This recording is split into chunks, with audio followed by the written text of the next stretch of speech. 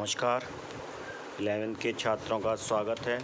अर्थशास्त्र की आज बात करते हैं पहले चैप्टर में ही आगे।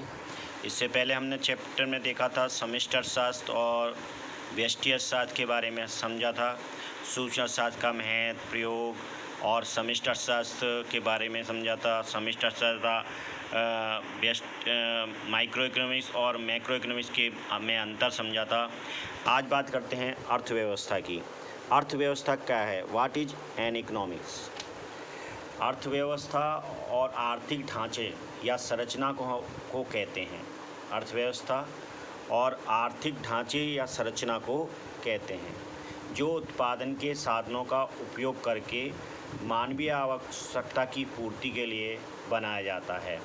अर्थव्यवस्था का कार्य उत्पादन, उपयोग, विनिमय तथा वितरण इत्यादि विभिन्न आर्थिक क्रियाओं को इस ढंग से संगठित करना होता है कि जिसके फलस्वरूप समाज के विभिन्न वर्गों को अपनी अपनी जीविका का साधन उपलब्ध हो सके।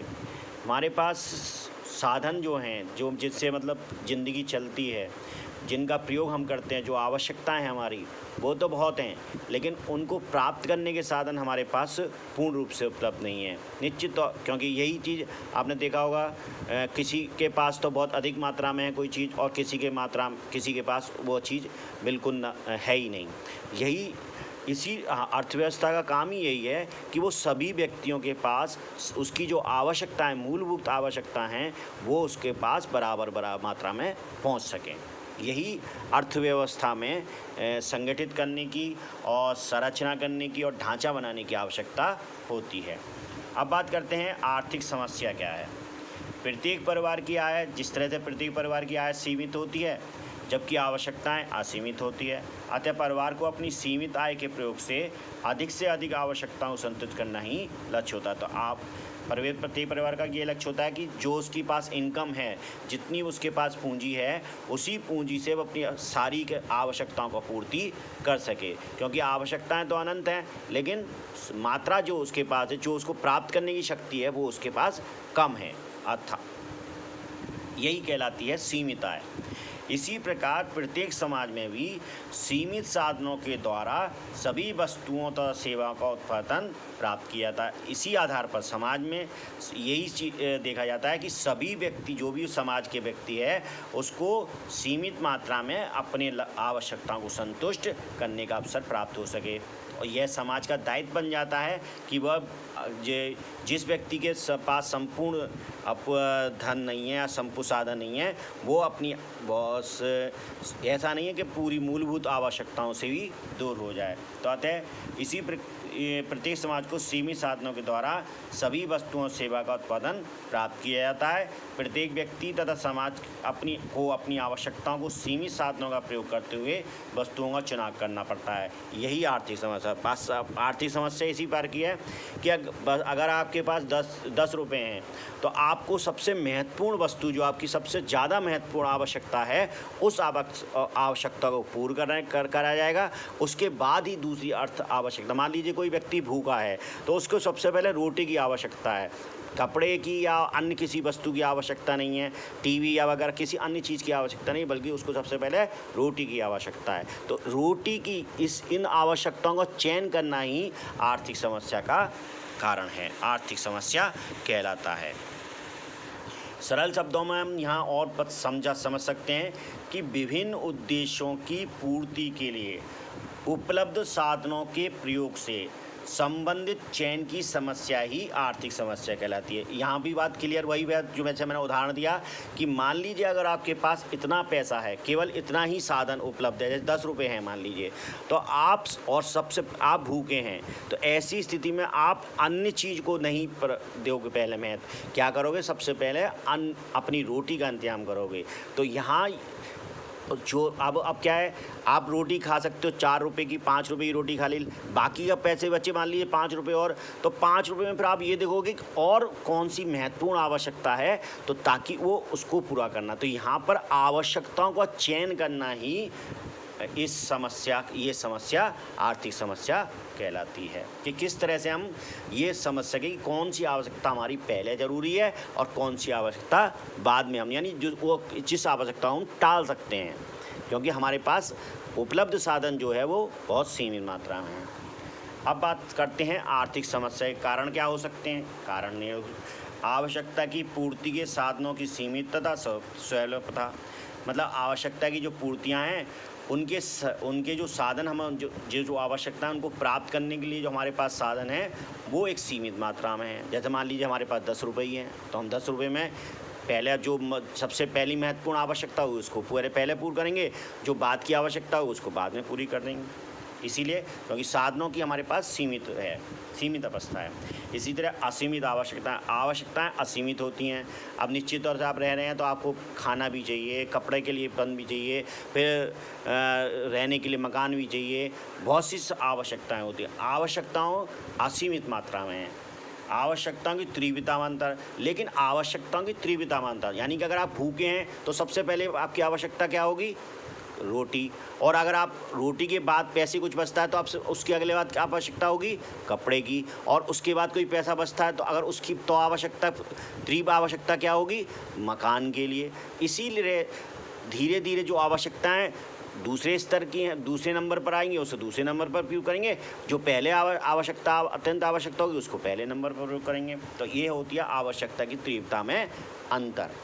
इसी तरह वैकल्पिक प्रयोग, मान लीजिए अगर कोई वस्तु ऐसी है जिसका हम वैकल्पिक प्रयोग कर सकते हैं।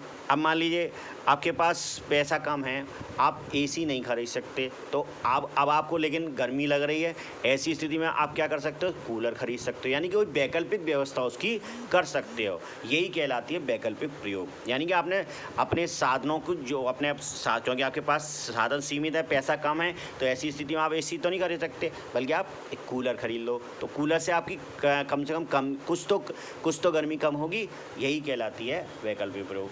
चयन या चुनाव की समस्या, अब सबसे बड़ी बात आती है चयन किस आधार पर किया जाए कि कौन सी समस्या हमारे लिए पहले ज़रूरी है, और कौन तो वो आपकी आवश्यकताओं पर डिपेंड करती है, वो आपकी सीमित साधनों को डिपेंड करती है। मैं यही कहलाती है। तो चयन या चुनाव की किस तरह से किया जाए, किस आधार पर किया जाए, ये भी एक बहुत बड़ी समस्या है। निष्कर्ष के आधार पर हम क्या कह सकते हैं, उपयोग विवेचन से स्पष्ट है कि चयन की समस्या ही आर्थिक समस्या, यानी किस आवश्यकता को पहले पूरा किया जाए, यही एक आर्थिक समस्या है। यदि मानवीय आवश्यकताओं की तरह साधन भी असीमित होते, जिस तरह हमारी आवश्यकताएं असीमित हैं, उसी तरह का साधन भी अवश्य, यानी हमारे पास भी धन असीमित मात्रा में होता, तो हमें चयन की समस्या से हमें नहीं होती, तब हमें आवश्यकताओं को चयन करने की आवश्यकता नहीं पड़ती। यानी कि कौन सी आवश्यकताओं को पहले पूरी करें, कौन सी आवश्यकताएं बाद में पूरी करें, इसके चयन करने की आवश्यकता हमें नहीं पड़ती। आवश्यकताओं की तुलना में साधनों का सीमित होना ही समस्त आर्थिक समस्याओं का प्रमुख कारण है। अतः यह कहा जाता है कि साधनों की दुर्लभता ही सब आर्थिक समस्याओं की जननी है। क्योंकि हमारे पास पैसा कम है, आवश्यकताएं बहुत अधिक हैं, तो निश्चित तौर पर ऐसी स्थिति में हम क्या होगा, आर्थिक समस्याएं हमारे लिए हमेशा बनी रहेंगी।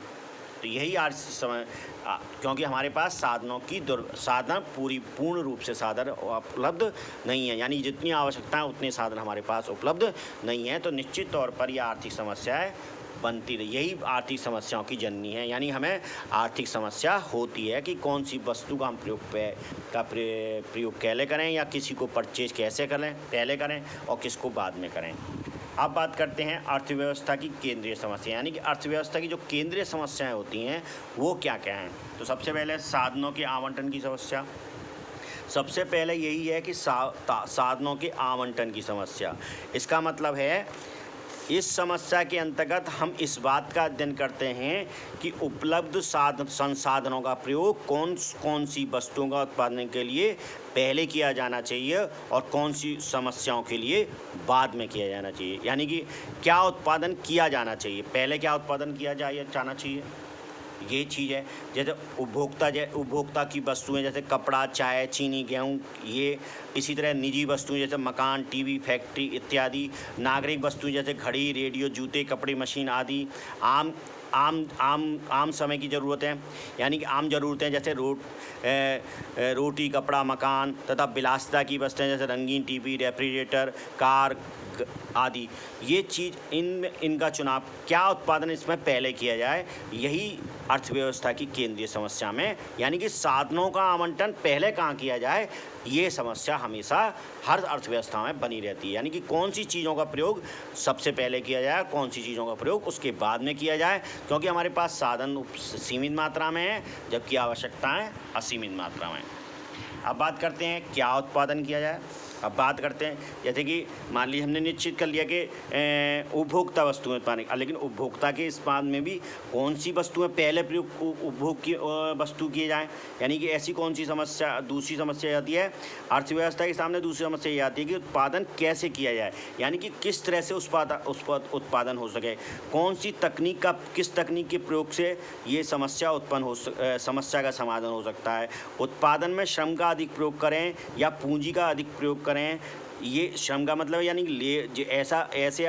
ऐसा उत्पादन करें जिसमें श्रम ज़्यादा लगता है, यानी कि आदमियों का डेवलपमेंट ज़्यादा हो, यानी कि आदमी का प्रयोग ज़्यादा हो, जैसे मजदूरों का प्रयोग ज़्यादा हो। एक ऐसा होता है, दूसरा प्रयोग ये सोच सकता है कि पूंजी का प्रयोग हम करें या मशीनों का प्रयोग हम करें। तो ये किस तरह से उत्पादन अर्थात किस तरह की तकनीक का हम प्रयोग करें। जैसे कि हमारे देश में जनसंख्या अधिक है तो उनको रोज़गार उपलब्ध कराना सरकार का एक महत्वपूर्ण कार्य होता है। तो ऐसी स्थिति में यहाँ पर अगर वो श्रम का अधिक प्रयोग करें तो ज़्यादा अच्छा रहता है। इसी तरह जहाँ जो विकसित देश हैं वहाँ श्रम का प्रयोग करने से कोई फ़ायदा नहीं होगा, क्योंकि वहाँ काफ़ी कुछ मात्रा में रोज़गार काफ़ी अच्छी मात्रा, आज सभी व्यक्ति लगभग कुछ बहुत अधिक व्यक्तियों के पास रोज़गार उपलब्ध है, लेकिन वहाँ तकनीकी प्रयोग ज़्यादा फ़ायदेमंद रहेगा। यही कहलाता है संसाधनों का उत्पादन तकनीक के द्वारा उत्पादन करना। दूसरी बात आती है, अगली तीसरी बात कहते हैं उत्पादन किसके लिए किया जाए अथवा राष्ट्रीय उत्पादन के वितरण की समस्या। जब एक बार क्या और कैसे समस्या हो जाती है तब ये समस्या उत्पन्न होती है कि इन वस्तुओं का उत्पादन सीमित है अर्थात इसमें आर्थिक कम है। अब बात आती है उत्पादन किसके लिए किया जाए, राष्ट्रीय उत्पादन के वितरण की समस्या अर्थात राष्ट्रीय उत्पादन के वितरण की। अर्थव्यवस्था को यह निर्णय लेना पड़ता है कि इसका कितना हिस्सा श्रम को मजदूरी के रूप में, भूमि को लगान के रूप में, पूंजी को ब्याज के रूप में तथा उद्यमी को लाभ के रूप में मिलना चाहिए। तो जब तक सभी व्यक्तियों को इसका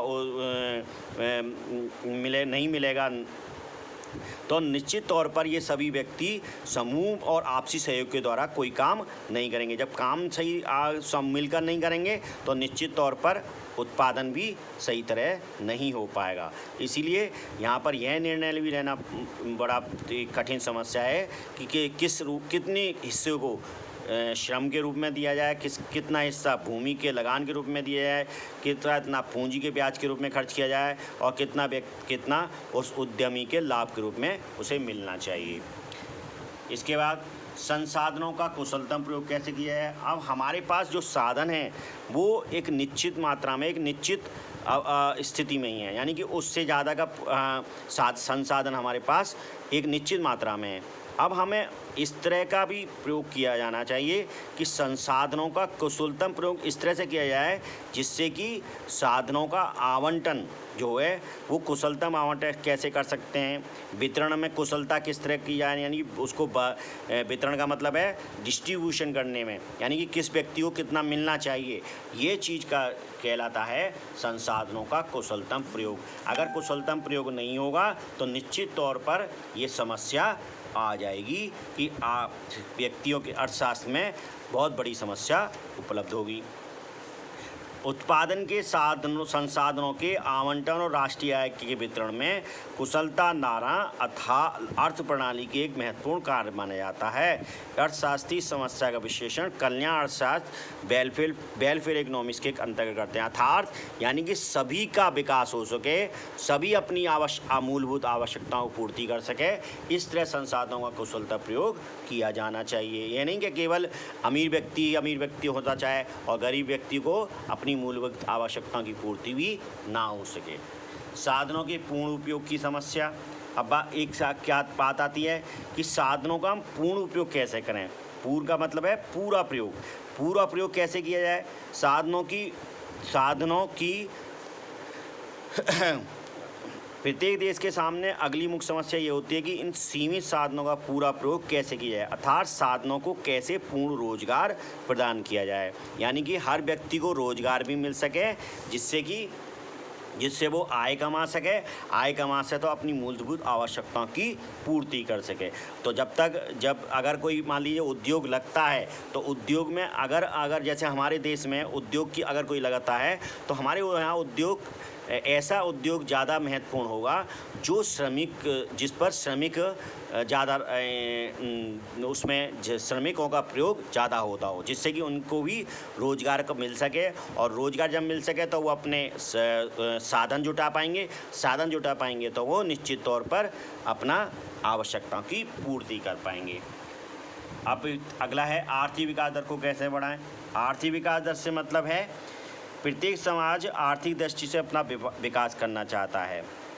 क्या है भी कोई चाहे लैटिन अमेरिका और एशिया के विकसित देशों या यूरोप के विकसित देशों, सभी आर्थिक विकास द्वारा अधिकाधिक उन्नत जीवन स्तर को प्राप्त करना चाहते हैं। यानी कि हर देश ये चाहता है कि उसका नागरिक अपनी मूलभूत आवश्यकताएं तो निश्चित तौर पर पूरी, यानी कि उसे रोटी कपड़ा मकान ये तो बिल्कुल हर हालत में उसे प्राप्त उसके हो जानी चाहिए, जो कि आज भी हमारे यहाँ हमारे भारत में उपलब्ध नहीं हो पा रहा है। तो यही तो निश्चित तौर पर जब तक आर्थिक विकास दर को नहीं बढ़ाया जाएगा तो ऐसी स्थिति में गरीब व्यक्तियों की आवश्यकताओं की पूर्ति नहीं हो पाती, जिससे देश का आर्थिक विकास भी संभव नहीं है। निष्कर्ष, अब तो हम यहाँ निष्कर्ष के आधार पर कह सकते हैं, उपरोक्त समस्याओं का अध्ययन करने से हमें यह विदित होता है कि दुर्लभता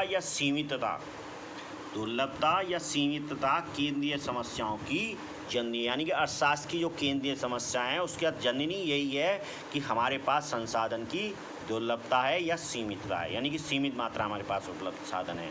यदि साधन दुर्लभ ना होते तो यह चयन करने की आवश्यकता ही ना पड़ती कि किन वस्तुओं का कितनी मात्रा में उत्पादन, किन वस्तुओं का उत्पादन करें, कितनी मात्रा में उत्पादन करें, और तथा ना ही उत्पादन की विधियों के बारे में सोचना पड़ता। तब तो फिर हम सभी व्यक्तियों के लिए सभी तरह के वस्तुओं का उत्पादन कर सकते थे। यदि संसाधन दुर्लभ ना होते तो फिर हमें ना तो साधनों के पूर्ण एवं कुशलतम उपयोग की चिंता होती और ना ही विकास की। किंतु यह एक असंभव है, ऐसा कहीं भी नहीं हो सकता कि साधन पूर्ण रूप से उपलब्ध हों। निश्चित तौर पर साधन पूरी दुनिया में सीमित मात्रा में उपलब्ध हैं, लेकिन आवश्यकताएं, क्योंकि व्यक्तियों की आवश्यकताएं अनंत हैं और आवश्यकताएं कभी पूर्ण हो नहीं सकती, इसीलिए ये अर्थशास्त्र की केंद्रीय समस्या निश्चित तौर पर संसाधनों की कमी बनी रहती है, हर जगह बनी रही है। ऐसा नहीं है विकसित देशों में भी नहीं है, विकसित देशों में भी ये समस्या है, लेकिन विकसित देशों ने क्या करा है, विकसित देशों ने उन संसाधनों का पूर्ण उपयोग कर लिया है, पूर्ण उपयोग करना सीख लिया है, कुशलतम प्रयोग करना सीख लिया है और समय से प्रयोग करना सीख लिया, जबकि हमारे यहाँ इस तरह से अभी हम नहीं सीख पाएंगे उसका कुशलतम प्रयोग कैसे किया जाए। यही हमारी इस समस्याओं का जननी है, यही हमारी समस्या है। धन्यवाद।